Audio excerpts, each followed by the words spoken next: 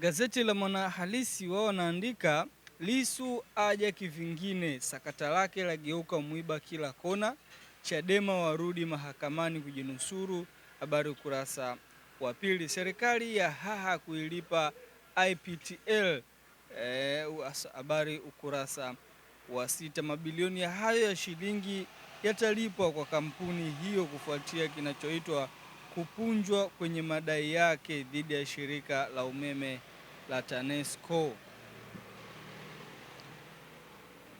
Samia awafyeka Mpina Gwajima, habari ukurasa wa 8. Chauma hali tete, maandalizi hafifu ya mikutano na uchache wa watu waliojitokeza kulichangia katika ziara yetu, ameeleza kada mmoja wa chama hicho na kuongeza, habari ukurasa wa 8.